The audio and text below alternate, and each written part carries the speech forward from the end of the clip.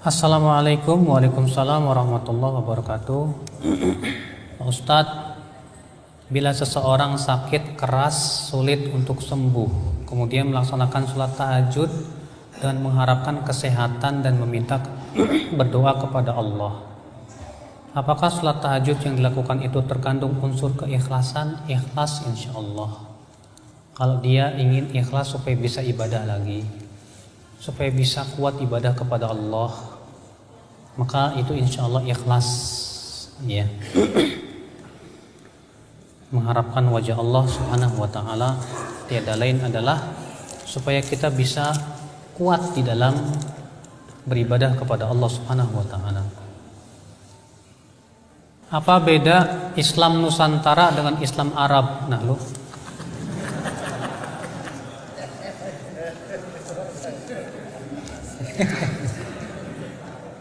Pak, emang orang Islam Indonesia nabinya orang Indonesia ya Pak? Semua umat Islam di dunia nabinya satu, yaitu Nabi Muhammad sallallahu alaihi wasallam. Tuhannya satu, yaitu Allah pencipta langit dan bumi. Maka syariat yang Allah berlakukan bukan hanya berlaku untuk orang Arab, untuk seluruh hambanya lah. Bapak hamba Allah bukan? Ya hamba Allah. Orang Indonesia hamba Allah, orang Malaysia hamba Allah, orang India hamba Allah, orang Arab hamba Allah. Ya kewajiban kita mengikuti peraturan Allah pencipta kita. Makanya syariat Islam ini Pak, tidak hanya untuk satu ras tanpa ras yang lain, tidak. Tapi ya, syariat Islam ini universal untuk seluruh manusia, cocok untuk setiap waktu dan tempat. Iya. Ustadz, hukumnya minta THR dari instansi atau kantor gimana tuh Ustadz?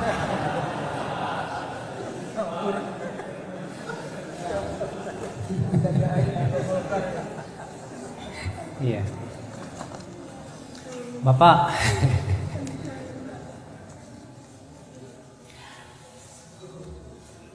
minta-minta dalam Islam sebetulnya tidak boleh Pak. Kecuali satu, kata para ulama, minta ke penguasa boleh. Dalam satu riwayat yang dikutip oleh Muslim, Rasulullah SAW bersabda kepada seorang sahabat namanya Qabisah, ya Qabisah, innal mas'alah la tahillu illa li ahadi thalatha. Hai Qabisah, minta-minta itu tidak halal kecuali untuk salah satu dari tiga orang. Yang pertama, orang yang tahammala hamalatan, menanggung perdamaian dua kampung yang berseteru, sehingga dia harus menanggung semua kerugian-kerugiannya, boleh minta-minta. Warajulun asabatu jaihah, orang yang bangkrut sampai hartanya ludes, maka ia boleh minta-minta. Dan orang yang fakir yang disaksikan oleh tiga orang yang adil di kampungnya bahwa dia memang fakir. Nah, tiga orang ini yang boleh minta. Selain itu, hai Qabisah, adalah makanan haram yang dimakan oleh pelakunya. Berarti selain tiga orang ini Pak, haram minta-minta. Tapi para ulama mengecualikan, kecuali minta-minta ke penguasa boleh. Bapak datang ke Pak Bupati minta dong THR, boleh ya, nggak apa-apa. Ya. Tapi kalau Pak Bupati nggak ngasih juga, ya jangan marah. Karena dalam Islam Pak, kita itu disuruh menaati pemimpin bukan karena dikasih, tapi betul-betul mengharapkan wajah Allah. Kata Rasulullah apa? Salasatun la yukallimuhumullahu yaumal qiyamah wa la yanzuru ilaihim wa la yuzakkihim wa lahum adzabun alim. Ada tiga orang yang tidak akan diajak bicara oleh Allah, tidak akan dilihat oleh Allah, tidak akan disucikan oleh Allah, dan bagi mereka azab yang pedih. Siapa dia? Rajulun baya'a imaman, seseorang yang membaiat pemimpin untuk menaatinya. La yubayi'u ila lidunya, tapi dia hanya membaiatnya karena kalau dikasih dunia saja. Kalau dikasih sama pemimpinnya mau taat, kalau nggak dikasih nggak mau taat. Maka orang ini, kata Rasulullah, pada hari kiamat tidak akan dilihat oleh Allah, tidak akan diajak bicara oleh Allah, tidak akan disucikan oleh Allah, dan bagi dia adab yang pedih. Kenapa? Rupanya menaati pemimpinnya gara-gara duit. Banyak kita ini, maaf saja Pak, menjadi rakyat tidak setia sama pemimpin. Kalau dikasih sama pemimpin mau taat, kalau nggak dikasih maaf deh ya. Ya, bukan seperti itu yang diajarkan Islam. Bahkan rakyat seperti ini dosanya besar di mata Allah Subhanahu wa taala. Makanya Bapak minta THR kepada pemimpin ya silakan saja. Tapi kalau nggak dikasih ya sabar. Ya. Karena itu yang diperintahkan oleh Allah dan Rasulnya Pak, sabar. Kata Rasulullah Pak, ada seorang laki-laki berkata, "Hai Rasulullah, bagaimana kalau kami menghadapi seorang pemimpin, dia minta kami sebagai rakyat memenuhi hak dia, tapi dia tak mau memenuhi hak rakyatnya. Bagaimana ya Rasulullah?" Apa kata Rasulullah? Penuhi hak pemimpin kalian. Adapun kalian haknya mintalah kepada Allah. Masya Allah. Ini mungkin di antara kita protes kali. Enak banget tuh pemimpin. Tapi Rasulullah yang memerintahkan gimana lagi Pak? Ya. Karena itu yang diperintahkan oleh Islam. Menaati pemimpin dalam keadaan susah maupun senang. Sementara kita menaati pemimpin kalau senang doang. Kalau susah, maaf lah ya. Jangan begitu Pak. Itu bukan ajaran agama Islam. Iya. Nah, ini terkadang banyak sekali pemimpin dan rakyat ini harus tahu hak masing-masing. Supaya rakyat tahu diri, pemimpin pun tahu diri. Rakyat pun juga sabar menghadapi pemimpin yang zalim. Pemimpin pun tidak berani menzalimi rakyatnya. Sehingga akan terjadi keseimbangan Bapak sekalian. Ya, Allahu a'lam. Berapa sih Ustadz takaran untuk bayar fidyah? Dalam riwayat Ibnu Umar dan Aisyah, fidyah itu setengah sok, sama dengan 1,5 liter beras. Ya, itu fidyah. Siapa saja yang berhak untuk membayar fidyah, kata Ibnu Abbas ketika menafsirkan firman Allah dalam surat Al-Baqarah, wa 'alal ladzina yutiqunahu fidyatun ta'amu miskin, dan bagi orang yang berat berpuasa hendaklah ia membayar fidyah. Maksudnya kata Ibnu Abbas, yang pertama orang yang tua renta yang sudah tidak kuat puasa. Yang kedua orang yang sakit yang tidak diharapkan lagi kesembuhannya. Yang ketiga orang yang wanita hamil dan menyusui, merekalah yang membayar fidyah. Ini tafsir Ibnu Abbas yang disebutkan oleh Ibnu Katsir dalam tafsirnya. Jadi yang membayar fidyah itu yaitu orang yang tua renta, orang yang sakit yang tidak diharapkan sakitnya, dan wanita hamil dan menyusui. Iya. Saya mendengar penjelasan Ustadz, katanya Ramadan itu dibagi 3. 10 pertama rahmat, kedua ampunan, 3 kemerdekaan dari api neraka. Apakah benar? Ada hadisnya Pak. Riwayat Ibnu Khuzaimah dalam sahihnya. Tapi di dalam sanadnya ada perawi yang lemah namanya Ali bin Zaid bin Jud'an. Tapi ada hadis yang lebih baik dari itu. Dalam riwayat Tirmidzi, Rasulullah sabda, "Idza kana awwalu lailatin min Ramadan, suffidati syayatin maradatul jin, wa ghuliqat abwabun niran, wa futiyat abwabul jannah, wa yunadil munadi ya baghil khair aqbil, wa ya baghi syarr aqsir, walillahi utaqa minan nar wa dzalika kullu lailah." Apabila malam pertama bulan Ramadan, setan-setan yaitu jin-jin yang jahat akan diikat. Pintu-pintu neraka akan dibuka. Pintu-pintu surga akan ditutup. Dan ada malaikat yang menyeru, wahai yang menginginkan kebaikan, kemarilah. Wahai yang menginginkan keburukan, kurangilah. Dan Allah memerdekakan hambanya dari api neraka. Dan itu setiap malam bulan Ramadan. Dalam hadis ini Rasulullah mengatakan pemerdekaan dari api neraka itu terjadi setiap malam bulan Ramadan. Dan ini hadis hasan.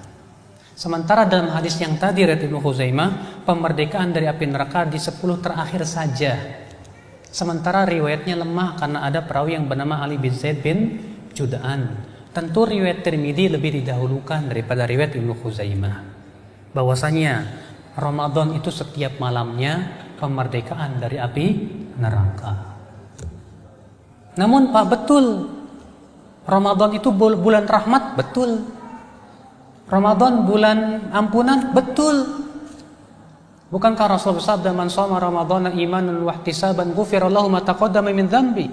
Siapa yang berpuasa Ramadan karena iman dan berharap pahala, akan diampuni dosa-dosanya yang telah lalu. Berarti Ramadan bulan ampunan, betul. Ya.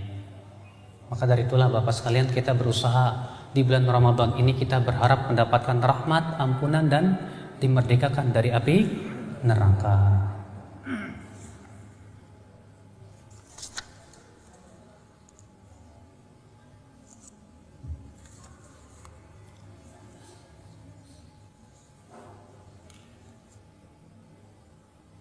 Apa sih Ustadz ukuran keberhasilan dari menjalankan puasa Ramadan ini?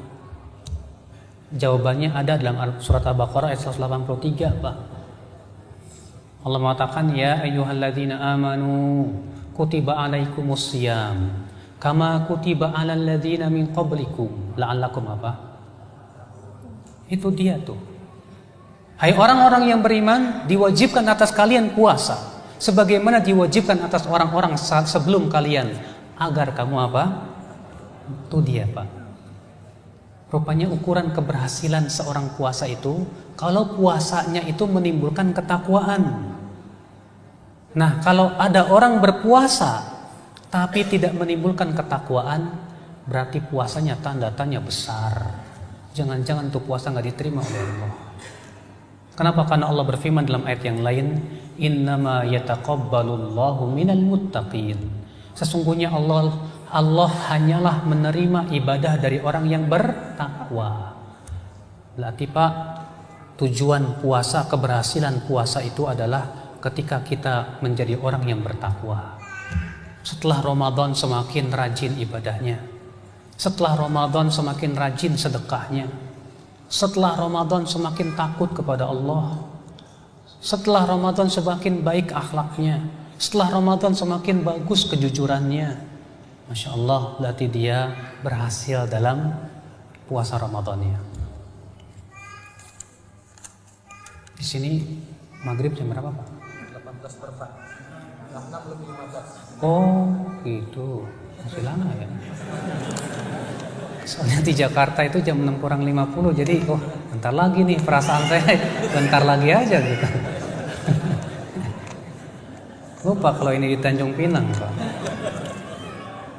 Jam 6 seperempat rupanya.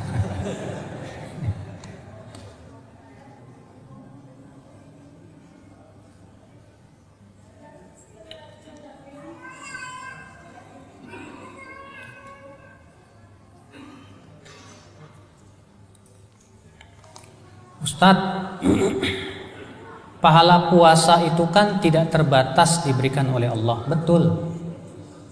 Tapi kenapa yang pertama kali dihisap sholat dulu bukan puasa dulu? Iya. Ini ada yang bertanya, Pak, kenapa yang dihisap yang pertama kali sholat dulu bukan apa? Puasa dulu. Pertama, sholat itu tiap hari 5 waktu, sedangkan puasa itu hanya sebulan sekali.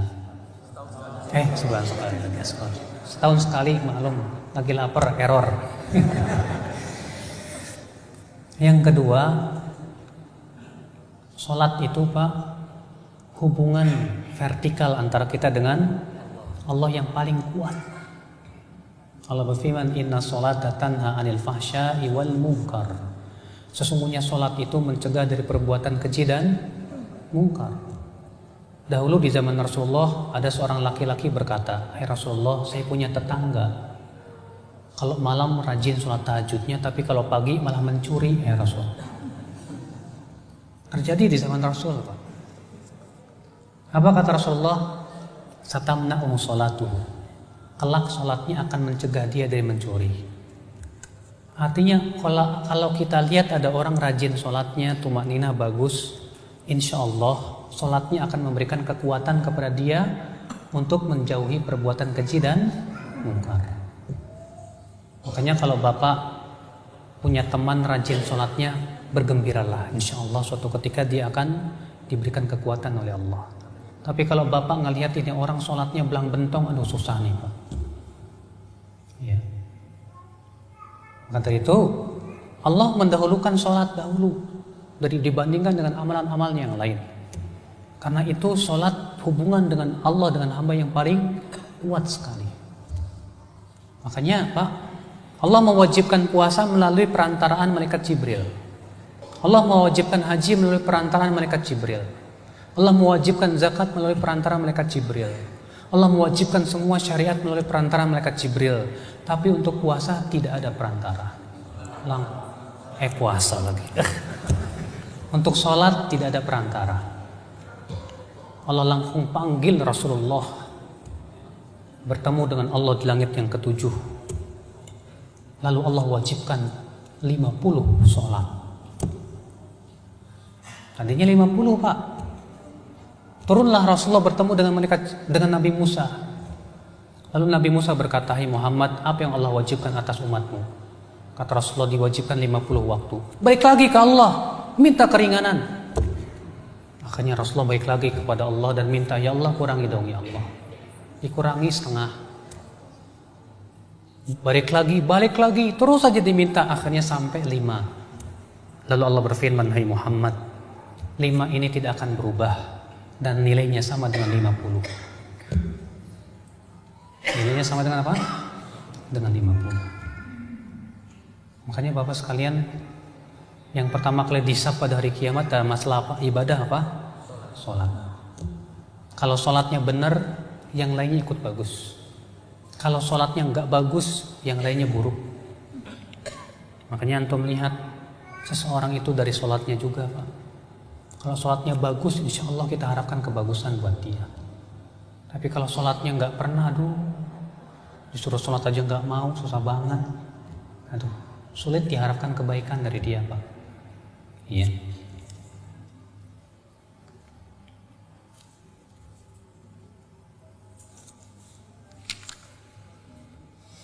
Kalau kita sedang berpuasa lalu muntah tanpa sengaja, apa boleh kita melanjutkan? Lanjutkan. Karena kata Rasulullah, man istaqa'a hamdan ya falyaqdi wa man dara'ahul qai fala yaqdi. Siapa yang terdorong oleh muntah tidak perlu ia mengqadanya, artinya tetap sah puasanya. Dan siapa yang muntah dengan sengaja, maka dia wajib mengganti puasanya, alias batal tuh puasa. Berarti muntah tanpa sengaja itu tidak membatalkan puasa. Sama halnya dengan bapak makan dan minum tidak sengaja, lupa. Ya, disodorkan sama istri dimakan satu piring habis, baru ingat, loh saya kan puasa. Alhamdulillah. Itu namanya Allah sedang memberikan rezeki sama bapak. Ya.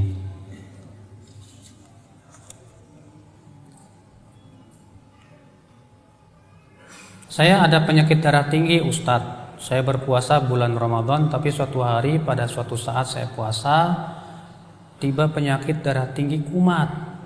Saya merasa sesak napas. Istri saya pada saat itu memberi obat tensi untuk darah tinggi kepada saya. Setelah makan obat, terasa sesak napas saya hilang. Puasanya batal nggak ya?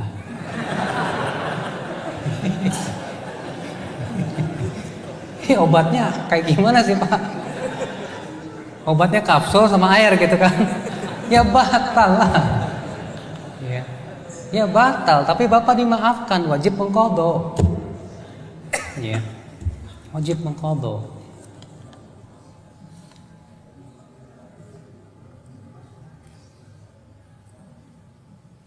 Berhubungan dengan fidyah, jika ada seorang yang tak bisa berpuasa selama sebulan penuh, bolehkah fidyah itu saya berikan kepada satu orang saja? Terjadi perselisihan. Pendapat yang saya condong kepadanya, wajib 30 fakir miskin.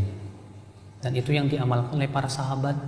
Anas bin Malik pernah 30 hari nggak puasa, maka beliau mengundang 30 fakir miskin untuk makan di rumahnya. Harus demikian. Kenapa Allah mengatakan fidyatun ta'amu miskin? Fidyah di sini bentuk tunggal. Makanan miskin, berarti satu fidyah, satu miskin. Allahu a'lam.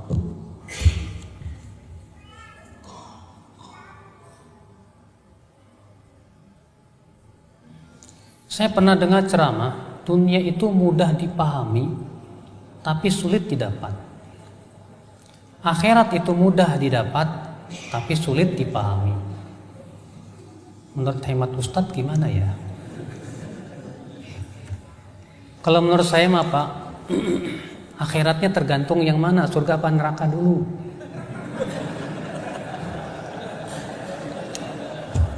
Kan di akhirat ada dua, yang nggak surga yang neraka kan gitu. Kalau surga gampang-gampang susah. Kata Rasulullah, ketika Allah menciptakan surga, Allah menyuruh malaikat Jibril untuk melihat surga. Lalu malaikat Jibril berkata kepada Allah, ya Allah, tidak ada seorang hamba pun kecuali pasti akan yakin bisa masuk surga dan berharap masuk surga. Setelah itu Allah mengelilingi surga dengan sesuatu yang susah dan tidak disukai oleh hawa nafsu.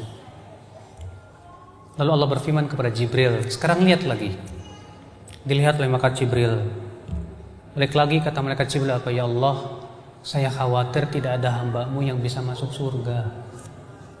Kenapa? Karena surga dikelilingi oleh sesuatu yang tidak disukai oleh hawa nafsu. Kemudian Allah berfirman, sekarang lihatlah neraka. Kemudian malaikat Jibril berkata, ya Allah, tidak ada hamba-Mu yang melihat dan mendengar neraka kecuali pasti lari dari neraka. Kemudian Allah mengelilingi neraka dengan syahwat. Kemudian malaikat Jibril disuruh lagi melihat. Kata malaikat Jibril, ya Allah, saya khawatir tidak ada hamba-Mu yang selamat dari neraka. Kenapa Pak? Karena neraka itu dikelilingi oleh syahwat. Sedangkan surga itu dikelilingi oleh yang berat. Disuruh sholat berat, disuruh zakat berat, puasa haji berat, beban. Makanya Pak, kalau ada konser, dangdutan, joget-joget, perempuan telanjang, nggak perlu diundang juga rame. Tapi Bapak bikin kajian, udah ngundang sana sini capek, yang datang sedikit. Memang Pak, jalan ke surga itu tidak mudah. Kalau neraka mudah, karena sesuai dengan syahwat. Sesuai dengan syahwat. Makanya Pak, untuk mendapatkan surga butuh perjuangan. Perjuangan melawan apa? Syahwat. Melawan hawa nafsu.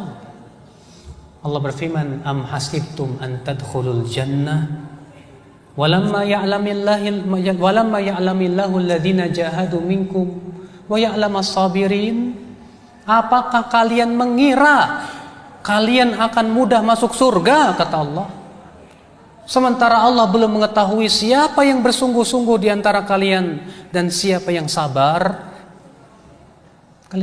Seakan-akan Allah mengatakan, kalian kira kalian bisa masuk surga semudah itu, sementara kalian tidak ada kesungguhan untuk masuk surga, sementara kalian tidak sabar untuk menaati Allah dan menjauhi larangannya. Allah juga berfirman, am hasibtum an tadkhulul jannah walamma ya'tikum mathalul ladzina khalau min qablikum massathumul ba'sa wad-dharra wa zulzilu hatta yaqula ar-rasul wal ladzina amanu ma'ahu mata nasrullah. Apakah kalian mengira akan masuk surga sementara belum kalian mengalami apa yang dialami oleh orang-orang sebelum kalian. Mereka ditimpa kesusahan dan kesulitan, sampai-sampai Rasul dan orang-orang beriman berkata, kapan datangnya pertolongan Allah? Ternyata masuk surga gampang-gampang susah. Gampangnya kenapa? Gratis. Bapak sholat gratis. Bapak mau masuk surga, sholat. Allah tidak minta bapak kalau mau sholat wajib bayar 100.000, enggak, gratis. Bapak puasa, bapak Masya Allah, kalaupun itu diminta uangnya diganti oleh Allah dengan yang lebih banyak. Zakat memang diminta uang kita, tapi diganti oleh Allah dengan keberkahan pada harta bapak. Mudah sebetulnya kalau kita mau beramal soleh. Tapi masalahnya Pak, amalan soleh itu tidak mudah Pak. Ada Pak, pemuda Pak, Masya Allah Pak, dia bisa menundukkan gunung yang paling tinggi di Jawa Pak. Gunung apa itu namanya? Semeru. Dengan bangganya dia mengatakan, saya sudah naik gunung Semeru. Tapi ke masjid 200 meter gak kuat Pak. Ke masjid 200 meter gak kuat. Naik gunung 10 apa berapa kilo itu ke atas kuat. Aneh. Kenapa Pak? Karena ibadah memang berat. Butuh iman dan Islam. Maka dari itulah Pak, perjuangan yang paling tidak akan pernah selesai selama-lamanya, selama hidup kita adalah perjuangan melawan hawa nafsu. Kata Rasulullah, al-mujahidu man jahada nafsahu li ta'atillah. Hakikat mujahid, orang yang berjihad itu siapa? Yang menjihadi dirinya untuk menaati Allah. Selama ini sudah sampai mana kesungguhan kita mau masuk surga nih Pak? Selama ini sudah sampai mana kesabaran kita untuk menaati Allah, menjauhi larangannya nih Pak? Terkadang maaf, kita mau taat kalau ada keuntungan buat kita. Kalau nggak nguntungin, maaf ya Allah, saya nggak taat dulu ya Allah. Jangan begitu jadi hamba Allah itu. Ya.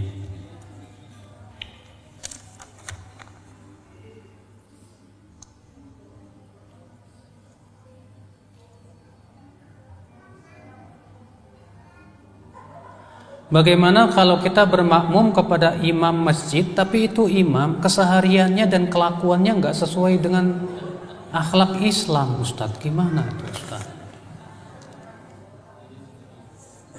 Pertama, imam seperti itu tidak layak jadi imam. Kata Rasulullah, tidak boleh seseorang menjadi imam sementara penduduk situ tidak suka dia jadi imam, nggak boleh. Yang kedua, kalau ternyata kita imamnya seperti itu, tetaplah sholat di belakang dia. Dosa dia yang menanggung. Sedangkan sholat kita tetap diberikan pahala. Kata Rasulullah, yusalluna lakum fa in asabu falakum walahum wa in akhtau falakum wa alaihim. Kata Rasulullah dan Bukhari dan Muslim, para imam itu akan mengimami kalian. Apabila sholat mereka benar, kalian dapat pahala, mereka dapat pahala. Apabila sholat mereka salah, kalian dapat pahala, mereka yang berdosa. Selesai. Iya.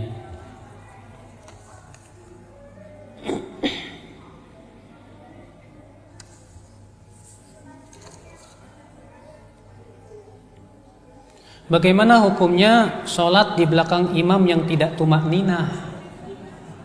Sudah kita sebutkan Pak, bahwa tumak ninah itu rukun sholat.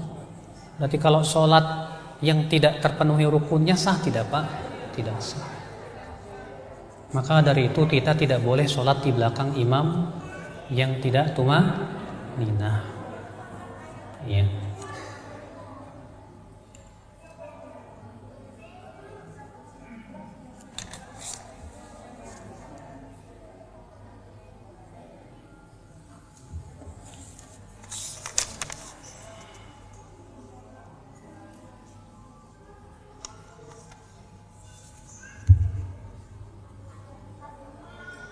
Sebagai orang tua, saya sudah mengajak dan menasihati anak agar taat beribadah. Tapi anak tidak mau patuh, Ustaz. Apakah sikap orang tua dikaitkan dengan tanggung jawabnya nanti di hadapan Allah? Bapak, kewajiban Bapak adalah menasihati anak. Adapun hidayah Allah yang memberi. Yang kedua, Bapak jangan bosan menasihati anak. Kenapa? Karena kita tidak tahu hidayah itu akan datang untuk nasihat yang keberapa kali. Mungkin setelah 200 kali Bapak nasihati baru dapat hidayah. Kita tidak tahu. Makanya Rasulullah SAW saja ditegur oleh Allah. Allah berfirman apa? Innaka la tahdi man ahbabta walakin Allah yahdi man yasha. Sesungguhnya engkau wahai Muhammad tidak bisa memberikan hidayah kepada siapa yang kamu sukai, tapi Allah yang memberikan apa? Hidayah. Kewajiban Bapak sabarlah dalam menasihati anak. Sabar dan jangan cepat putus asa. Kenapa? Ya, karena sekali lagi kita tidak tahu hidayah Allah itu akan datang kepada kita kapan. Coba lihat Nabi Nuh. Nabi Nuh mendakwahi kaumnya 950 tahun. 950 tahun Pak, tak lelah-lelahnya menasihati. Kita baru nasihati sekali dua kali aja udah bosan, udah ngeluh. Jangan. Sabar, insya Allah. Sambil berdoa, apalagi doa orang tua untuk anak dikabulkan loh Pak. Kata Rasulullah SAW, salas da'awat mustajabat, ada 3 doa yang dikabulkan oleh Allah. Di antaranya doa orang tua untuk anaknya. Banyak-banyak doakan anaknya supaya menjadi soleh. Ya.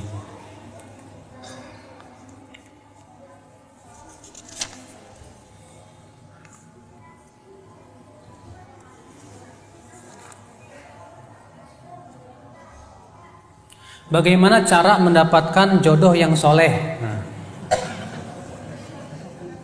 Caranya pertama banyak berdoa, ya Allah berikan kepada saya jodoh yang soleh.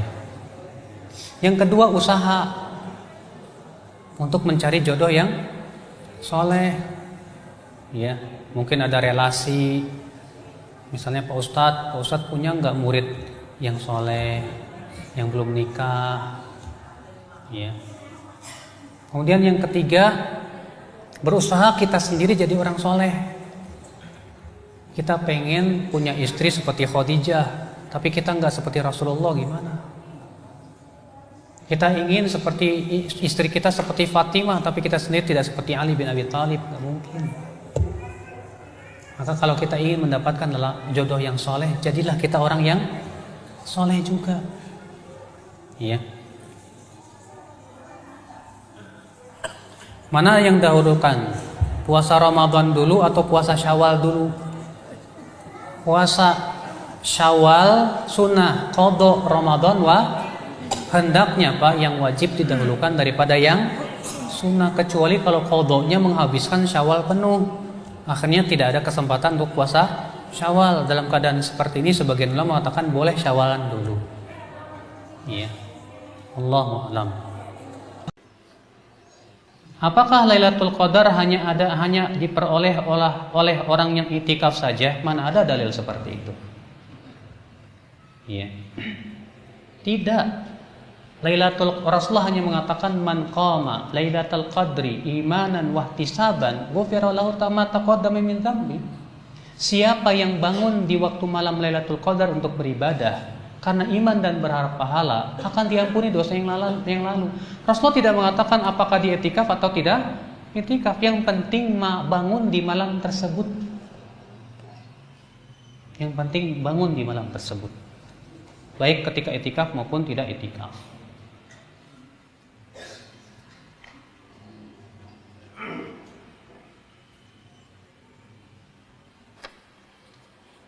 Selama ini saya bayar zakat fitr 2,5 kg Ustadz. Sampai tahun lalu ana melihat seorang Ustadz berjualan beras untuk zakat fitr sebanyak 2,8 kg. Ya, 2,5 kg itu keputusan MUI Pak. Itu enggak masalah. Yang sudah menjadi sebuah keputusan MUI di Indonesia bahwa itu 2,5 kg. Adapun kalau ada ustadz jual 2,8 kg itu keutamaan aja. Artinya kalau bapak lebihkan lebih dari itu ya silakan, lebih bagus lagi. Misalnya ketentuannya 2,5 kg. Saya mau berzakat 3 kg. Boleh nggak? Boleh, lebih bagus lagi pahalanya. Nggak masalah. Saat puasa banyak permintaan santunan dan paket sembako. Apakah boleh zakat mal disalurkan ke santunan untuk duafa dan anak-anak yatim? Kalau memang mereka miskin, boleh. Tapi kalau anak yatim kaya raya, ngapain dikasih? Iya. Karena anak yatim itu ada yang kaya, ada yang miskin. Kalau memang miskin, dia mustahik. Tapi kalau dia tidak miskin, dia warisannya banyak, tidak boleh dia untuk mendapatkan apa? Zakat mal sama sekali.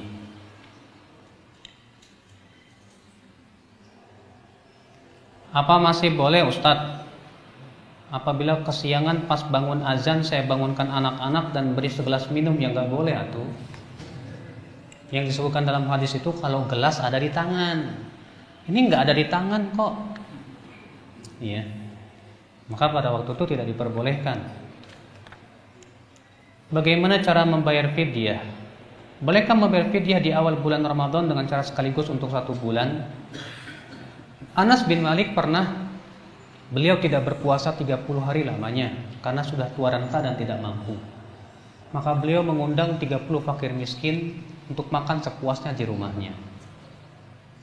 Yang paling bagus itu setiap hari kita tidak berpuasa langsung bayar fidyah. Itu yang paling bagus. Ya.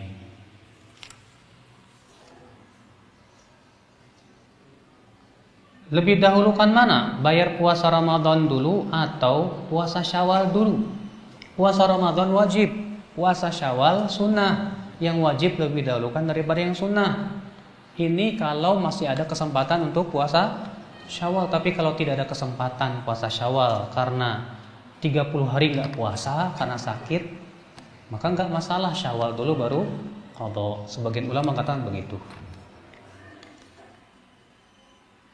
Dalam membaca Al-Quran di dalam sholat atau dibaca tadarus boleh. Dalam sholat boleh ketika tidak dalam sholat. Tapi dalam sholat lebih bagus lagi, karena itu keutamaan sholat dan tadarus sekaligus. Ya.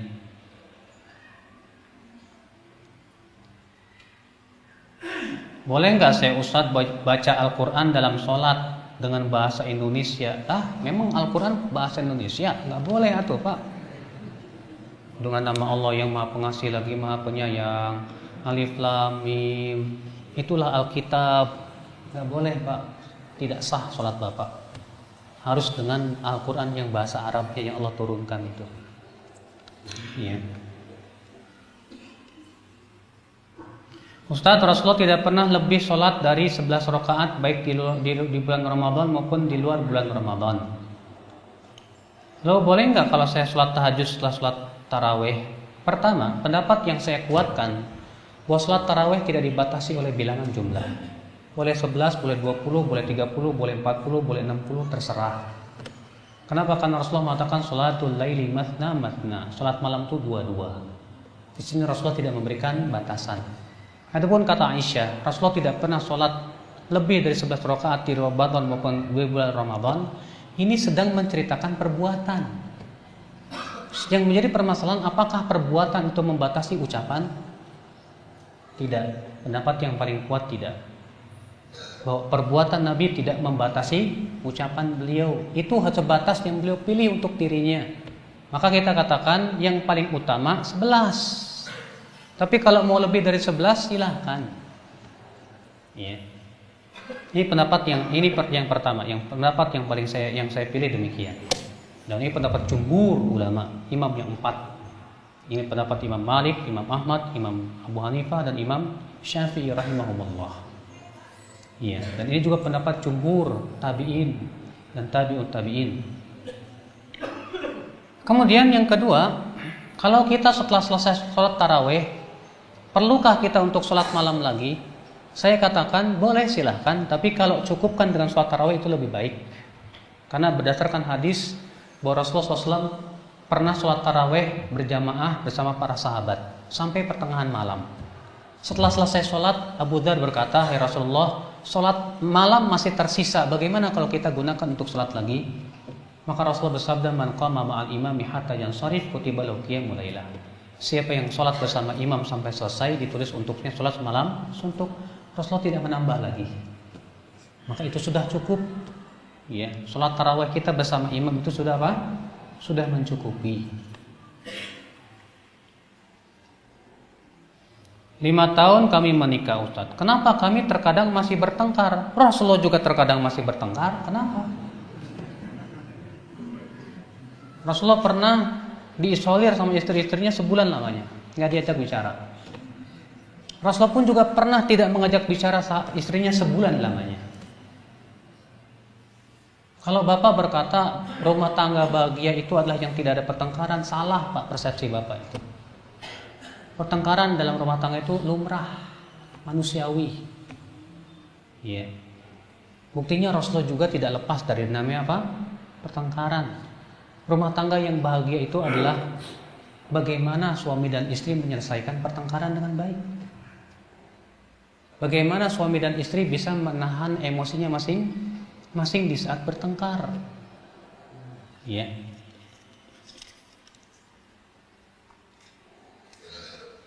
Hakikat puasa menahan dari hal yang tidak berguna. Lalu bagaimana dengan yang suka bergibah, Ustaz? Nggak diterima puasanya, kan sudah sebutin tadi.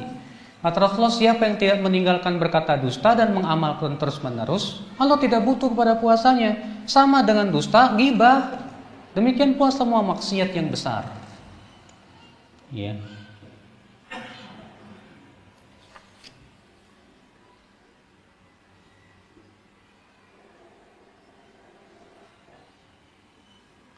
Bagaimana caranya menasihati teman saya yang selalu berbuat maksiat? Ya, memang Pak, kita ini menasihati terkadang tergesa-gesa pengen segera taubat. Bagaimana supaya sekali nasihat langsung cespleng? Nggak mungkin. Rasulullah SAW saja berdakwah berapa tahun Pak?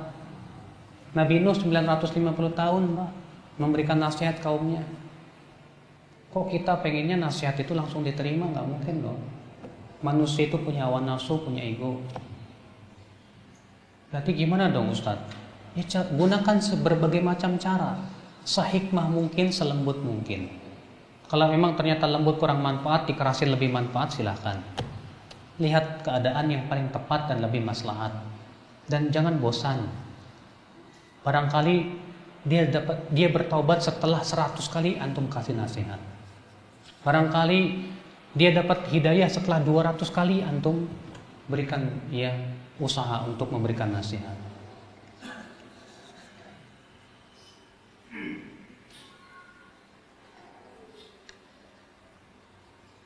Apakah salat tasbih dianjurkan oleh Rasulullah? Para ulama berbeda pendapat. Apakah salat tasbih itu hadisnya sahih atau dhaif? Sebagian mengatakan dhaif, bahkan palsu kata Ibnu Jauzi. Sebagian mengatakan sahih. Dan ini pendapat Imam Muslim, dan ini pendapat yang saya condong kepadanya. Karena hadis tentang salat tasbih itu jalan-jalannya banyak. Diriwayatkan dari beberapa sahabat, di antaranya Abdullah bin Abbas, di antaranya Al-Abbas, di antaranya Abdullah bin Amr bin Al-As, dan semuanya disebutkan oleh Abu Daud, dan itu hadisnya saling menguatkan satu sama lainnya. Paling banter Hasan riwayat ini. Maka dari itu salat tasbih sunnah. Ya, salat tasbih sunnah, wallahu a'lam.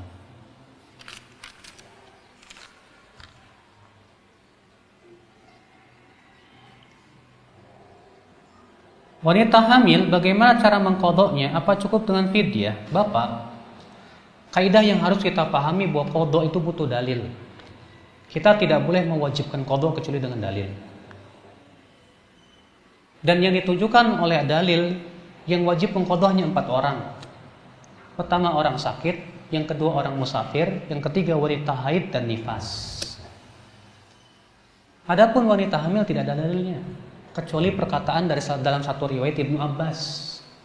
Dan perkataan sahabat tidak bisa dijadikan dalil untuk mewajibkan.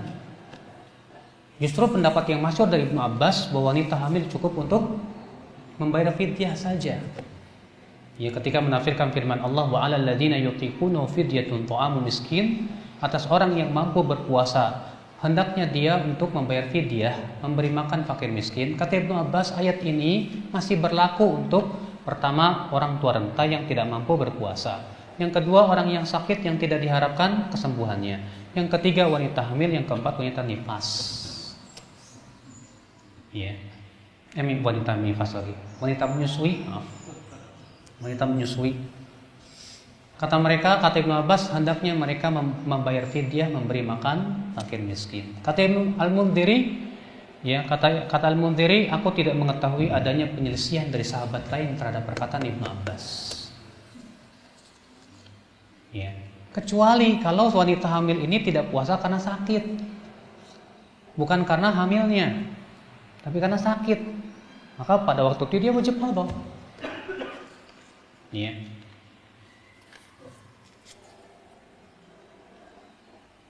Apakah sekedar membaca Al-Quran tanpa tahu isinya dapat pahala? Dapat, tapi tidak mendapat keutamaan tadaburnya. Bukankah kata Rasulullah, man qara'a harfan minal Qur'an, siapa yang membaca satu huruf dari Al-Quran, maka dia mendapatkan 10 kebaikan. Saya tidak katakan alif lam mim itu satu huruf, tapi alif satu huruf, lam satu huruf, mim satu huruf. Berarti sebatas membacanya saja dapat apa? Setiap hurufnya 10 keutamaan. Apalagi kalau ternyata ditambah ditadaburi, Pak, maka ini jauh lebih besar pahalanya. Ya.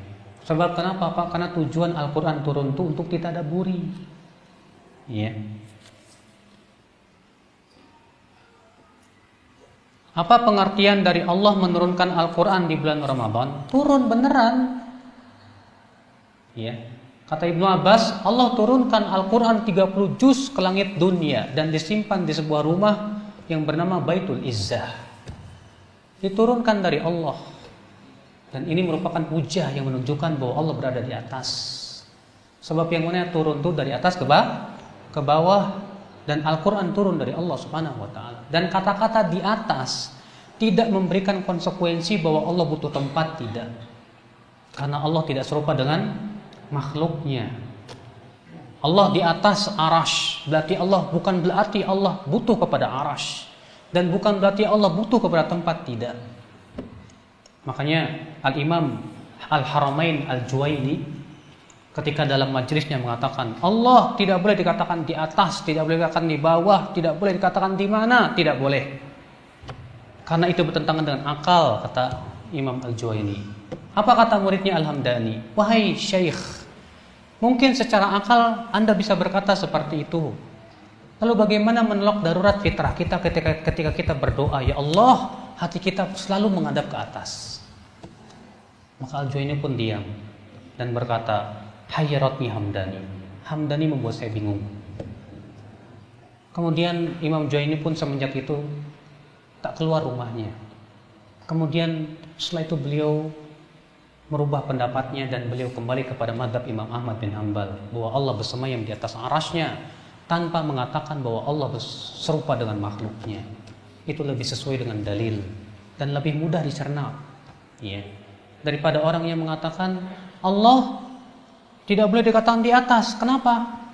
Sebab kalau Allah berada di atas berarti Allah butuh tempat. Sekarang saya mau tanya sama antum, Allah di mana? Dia mengatakan tidak boleh ditanya di mana juga. Taib. Yang namanya alam ini, Pak, ada dua, di luar alam dan di dalam alam. Allah berada di dalam alam, di luar alam. Kalau dikatakan Allah berada di mana-mana, yang nama di mana-mana di tempat juga sama. Berarti yang namanya di mana-mana, di Comberan ada, di Kapus ada, di mana-mana, tempat sama tempat juga. Kalau Anda lari dari tempat, berarti Anda pun jatuh kepada tempat juga. Kalau Anda katakan Allah tidak di mana-mana, tidak di langit, tidak di bumi, itu sama dengan Allah tidak ada. Sebab kata tidak ada sama dengan tidak di mana-mana. Iya tidak? Iya. Kalau Anda bisa mensifati sesuatu yang tidak ada, Anda katakan tidak di mana-mana. Karena itulah yang namanya tidak ada. Kalau begitu Anda ateis. Ya.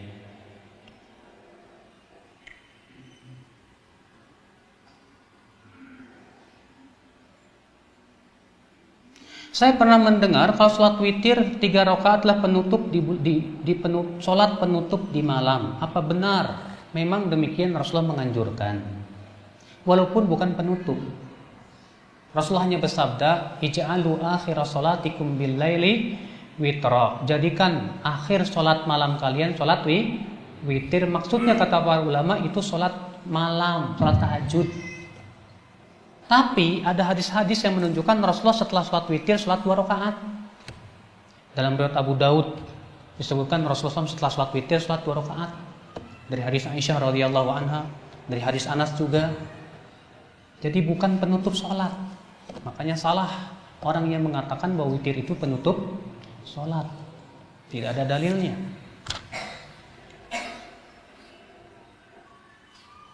Kalau kita melakukan dosa yang tidak membatalkan puasa, apakah puasanya harus diganti? Tidak harus.